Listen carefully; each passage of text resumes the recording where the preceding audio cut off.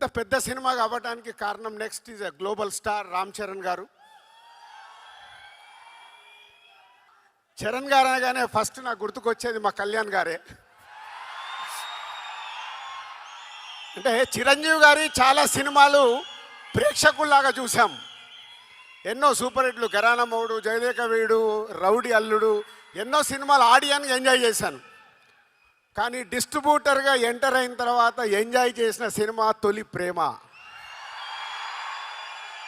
So అక్కడ mega ఫ్యామిలీతో చిన్న బాండేజ్ స్టార్ట్ అయింది నాకు.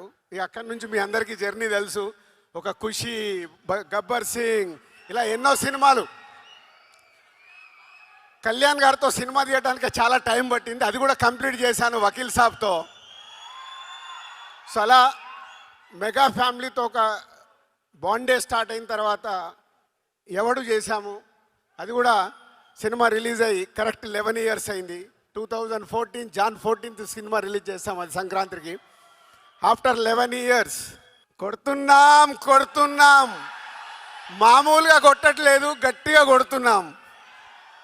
శంకర్ గారి సినిమాలు మనకు పాటలు, సీన్స్ ఏదో సెల్ ఫోన్లో చూస్తే కుదరదు. అది బిగ్ స్క్రీన్ మీద చూసినప్పుడే ఆ మ్యాజిక్ 4 times ఉంటుంది. అదే గేమ్ చేంజర్.